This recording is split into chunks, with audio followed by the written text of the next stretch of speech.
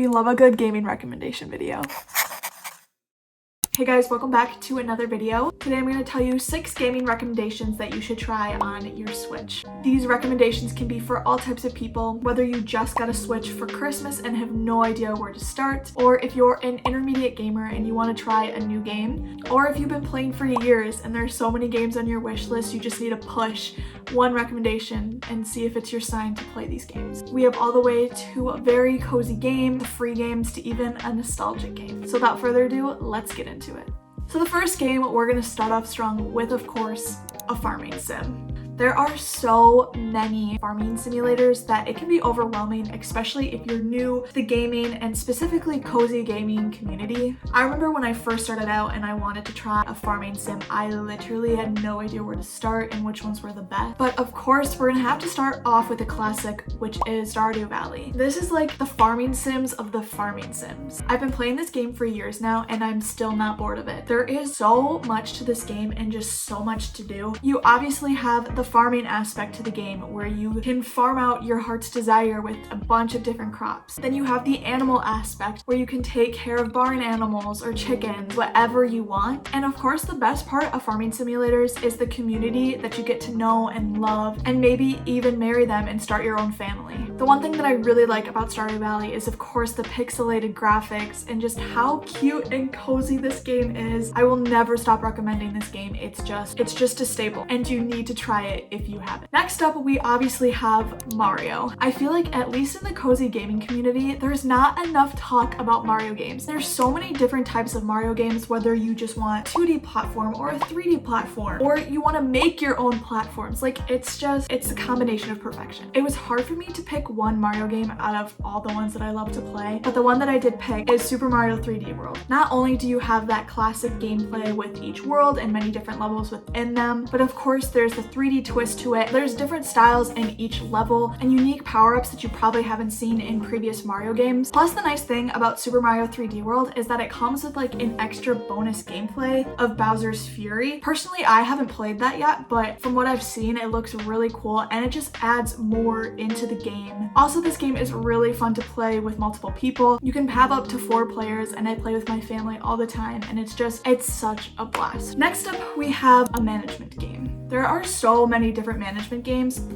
Technically 2, but the one that I chose for this is 2 Point Campus / Hospital. I recently started getting into the 2 Point game since 2 Point Campus recently came out. I played 2 Point Campus on Xbox because it's free on Game Pass right now. I loved it so much that I wanted to download it on my Nintendo Switch, but I wanted something different from 2 Point Campus, which is why I downloaded 2 Point Hospital. Basically, in this game, you are to design and manage a hospital or a campus, obviously depending on what game you choose. There's just so much to do and different rooms to build, and it's so much fun. One really great thing about this game is that you're not designing just one specific campus and then when you finish that you have to start over. There are multiple campuses or hospitals that you get to design throughout the world, and I think that's so cool because then you have different rooms to build or you can try a different style with different campuses or hospitals, and it's just the perfect management game that you should try. Up next is a cozy game. Now, obviously it depends on how you look at the types of games that you're playing. Personally, all these games that I'm recommending, I would say they're cozy. It just depends on how you look at it. But if you are familiar with the cozy gaming community, there are just certain games that people recommend that automatically get this label of coziness. So while so many games can fit into this category, the one game that I chose for this is Spiritfarer. A lot of people talk about this game and I can see why. This is another management game, but in a completely different, unique style. It also has a layer of sandbox action game to it, and it's in the soundtrack, guys. It just gets me into a cozy mood.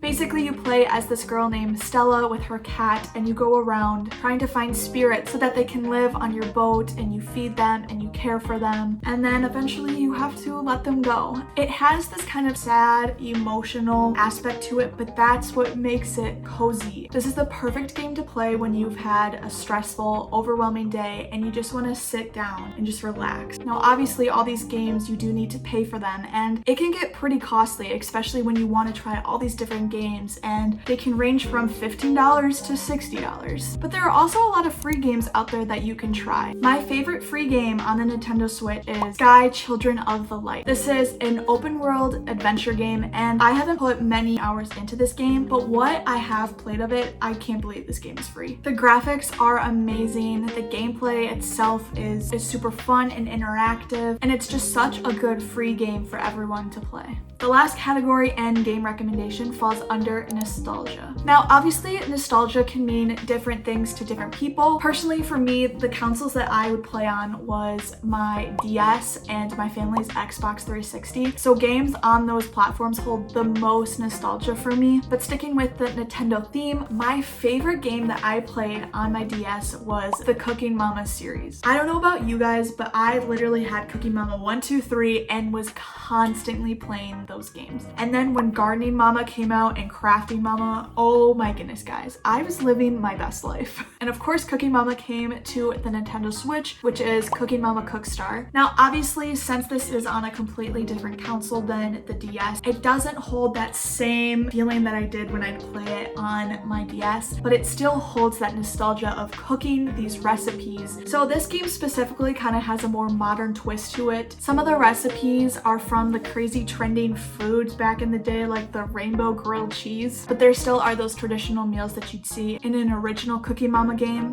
And with this game, you can take pictures of your food and kind of change the setting and how you lay out your dish, which I think is really cool. Now, obviously, since this is on the Switch, you don't have the stylus when you're chopping the food, and it is a different feel, but I do think that they did a good job with the gaming controls, and it still holds that type of nostalgia, at least for me. Those are all the gaming recommendations that I have today. Comment down below if you'd like to see more gaming recommendations, whether that be more for the Switch itself, or I can do other consoles like Xbox, PC, even iOS games. So let me know if that's something you'd like to see. But thank you guys so much for watching, and I'll see you in another video.